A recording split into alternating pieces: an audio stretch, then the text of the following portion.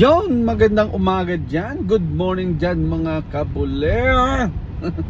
Nakakalungkot lang mga kababayan ko dahil balitang balita ngayon mga kababayan ko, i-issuean na raw o may warrant arrest na raw si Rodante Marcoleta mga kababayan ko. 'Di ba? Nakakalungkot o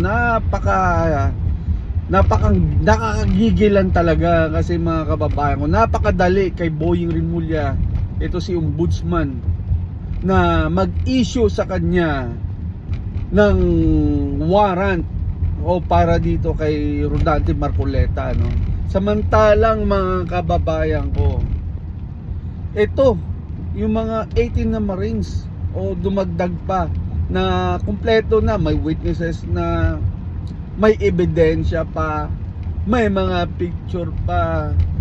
'Di ba mga kababayan ko? Bakit Rimulya hindi mo kaya bigyan ng warrant ito mga sangkot sa flood control o sa maleta-maleta na nakakatanggap? Nasarapan mo lang. Ang dami nila, bakit hindi mo kaya?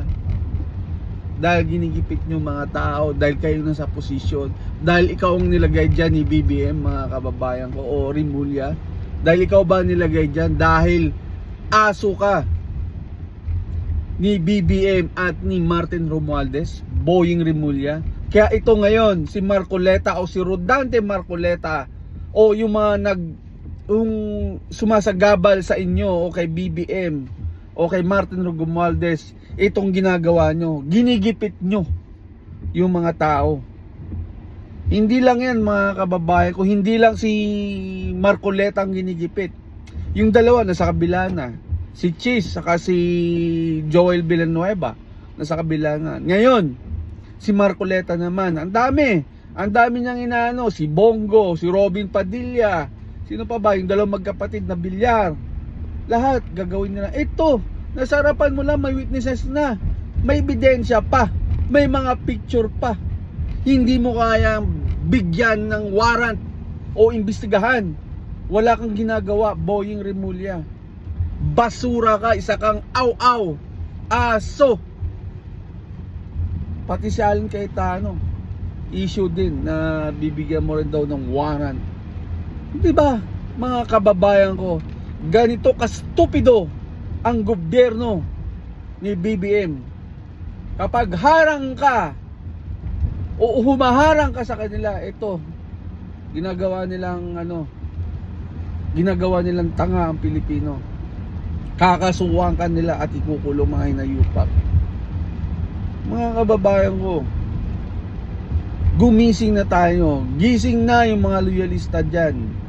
Alatado naman natin, obvious naman natin Hindi tayo tanga at hindi kayo tanga. Ginagamit lang kayo at ginagamit lang ang mga Pilipino. Kailan pa tayo gigising sa mga inayupak na to mga kababayan ko? Especially Rimulya, aso. Tapos ito yung mga sa Senate na to, sila Pinky Lacson, Abugago, ito si Erwin Tulfo, saka si Rapi Tulfo, mga aso ng Malacanang. Ito si Gatchalian, sayang. Pero anyway mga kababayan ko, huwag tayo pumayag sa mga inayupak na to. Nakakainis lang kasi hanggang ngayon mga kababayan ko, hawak nila. Buti na lang meron Alan Peter Cayetano dyan na nakipaglaban sa atin o sa gobyerno. Alam niyo paano kapag wala na mga kababayan ko? Paano kapag wala na kumakalaban sa mga hinayupak na to? Especially dito ngayon kay Boying Rimulya, mga kababayan ko. Harap-harapan na, binabastos na tayo. At nasa harapan mo lang, Boying Rimulya. Yung mga akusado, yung mga pinagtuturo, nasa harapan mo lang. Inimbitahan na. Isang araw, last week, 2 weeks ago, nasa Senate yung mga yung 18 na Marines. Tapos may nadadagdag pa, mga kababayan ko, o Boying Rimulya. May ebidensya na, may witnesses pa. Bakit hindi mo kaya? Yan, lagi kong inaano sa iyo, Boying, challenge ko sa iyo, Boying. Paulit-ulit na lang ako sa iyo. Nakakainis na. Kasi hanggang ngayon, wala ka pa rin ginagawa. mas pilit mo pa rin iano yun to si Marcoleta, mga kababayan ko. Ito mga kababayan ko, magkagulo. Maniwala kayo sa akin, kapag ginawa ni Boying to, ni Boying Rimulya to, magkagulo. Magkagulo ang iglesia. Maniwala kayo sa akin. Magkagulo. Gawin mo yan. Pero syempre, wag naman. Kasi wala naman wala naman kasalanan yung tao, bakit may gukulong? Ang ginagawa niya na, pinaglalaban niya lang ang karapatan niya. Pinaglalaban niya lang ang karapatan para sa mga Pilipino. Di ba? Bakit ganito? Bakit yung ginigipit? Di ba? Dahil yun ang katotohanan. Nakikita natin ang katotohanan. Di ba? Mga kababayan ko, bakit ito? Bakit ganun? Di ba? Samantalang yan, nasa harapan mo lang, Boying Rimulya. Nananawagan ako sa iyo, Boying Rimulya. Nasa harapan mo lang. Ang mga totoong salot sa gobyerno, nasa harapan mo lang. O di kaya may pinapanigan ka dahil nilagay ka dyan? Ha? Obvious, Boying Rimulya. Hindi tanga mga tao. Hindi tanga mga tao para gawin mong ulol. Diba? Alam namin na aso ka ni BBM at ni Martin Romualdez. Alam namin yun. Kaya anyway mga kababayan ko, nakakainis lang at nakaka-stress sa mga pinaggagawa nila to. Tapos may plano pa nga lulusubin nila yung iglesia ni Cristo Dahil may nasasagap sa kanila, may nasasagap sila na si Bato daw diyan nagtatago sa iglesia. So parang ginawa din nila doon sa si Pastor Kibuloy. Parang ganoon ang ginagagawin nila. Parang respeto naman mga kababayan ko. Respeto naman kung sino man kayo sa gobyerno kayo. Respeto naman. Di ba? Mga kababayan ko, ganito kakupal, kagagago mga sa gobyerno ngayon. Alam nyo mga kababayan ko, ito na ko na rin sa vlog to, pag-asa ng bayan wala na Alam mo kung sino mga pag-asa ng mga bayan sa Pilipino? Mga Pilipino, mga bayan ng Pilipino. Yan ang pag-asa. Mga taong bayan, yan ang pag-asa ng Pilipinas. Yung magkagulo, yung parang people power na tinatawag, nalulusubin ulit ang Malacanang para patalsikin si BBM. Yun ang gusto ko mga kababayan ko, para matapos na, patalsikin na. Kaso hawak lahat ni BBM. Pero syempre mga kababayan ko, mas marami pa rin ang Pilipino kaysa mga nagsiservisyo. Kaya wag nila antayin yun mga kababayan ko. Wag nila antayin ng mga Pilipino na gano'n na mangyayari. Kasi kapag nagyari yun mga kababayan ko, talagang magkagulo. Magkagulo ang Pilipinas dahil sa sitwasyon ngayon.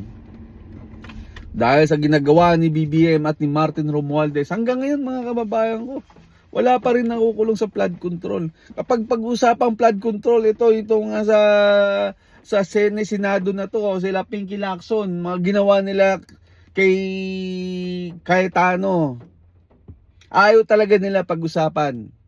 Dahil dawit sila sa flood control at sa maleta-maletang bag na yan. Kaya pala ayaw nila pag-usapan mga kababayan ko. Ngayon, asa na ang flood control? Gusto nila ibasura. Dahil si Erwin Tulfo, naka-anim din yata, I forgot, 4 o 6 na maleta. Ito rin si Abugago, nakatanggap din. Diba? Kaya ayaw nila pag-usapan ng flood control na yan. Ba't ito yung lumipat? Kasi alam nila si Villanueva saka si Chis Escudero, di ba? Mga kababayan ko, garapalan ng ginagawa ngayon ng Senate. Pero syempre utos ng presidente yan. Hindi naman kikilos siya kundi utos di ba? Hindi kikilos siya mga yan. At hindi yan walang utos ni BBM mga kababayan ko. Kasi lahat sila sabit mga kababayan ko. Sabit sila lahat sa mga pinaggagawa nila. Mga maleta boys. Sila nag-umpisa niyan. Kaya ito mga yan. Kaya lahat gagawin nila mga kababayan ko. Kaya nakakainis lang. Gagawin nila mga hinayupak. Gagawin nila lahat. Mapagtakpan lang ang flood control na yan mga kababayan ko. Nakakaano lang kasi hanggang ngayon wala pa rin nangyayari. Pilit nila pinagtatakpan. Ito pa ngayon, 'di ba? Sabi ko nga kanina si Marcoleta, talagang gusto nila ikulong din para sa impeachment ni BP Sara. Kaya gusto nila gawin 'yan, mga kababayan ko. Gusto nila bawasan kasi baka sabi nila 12 okay na sa kanila, may impeach na si BP Sara. 16 ang kailangan para ma-impeach mo si BP kasi 24 kayo eh. Yun ang gusto nila mangyari ngayon, mga kababayan ko. Kaya binibendalo na naman nila. Kasi ayaw nila maano si Sara Duterte. Ayaw nila maging presidente si Sara Duterte, mga kababayan ko. Ayaw nila kasi alam nila. Pero syempre, mga kababayan ko, sabi ko nga, mga ilang araw o yung mga Pasko na video, kahit sino, mga kababayan ko, kahit sino ang itapat nyo kay BP Sara, may paglalagyan. Kaya mga kababayan ko, gumising na tayo. Huwag na tayo magmamaang-maang. Yung mga loyalista dyan, gumising na kayo. Alam nyo naman nangyayari. Huwag na tayo magtanga-tangahan. Alam natin ang nangyayari. Huwag tayo magbobobobohan. At huwag tayo magpapagamit sa kanila. Dahil ginagamit lang tayo. Dahil sa ano lang nila. Nabudol tayo, tama tayo doon. Nabudol tayo, pagkakamali na natin dahil nagpagamit tayo. Pero wag na tayo magpagamit muli. Obvious halata ang ginagawa nila sa atin, mga kababayan ko. Anyway, mga kababayan ko, hanggang dito na lang.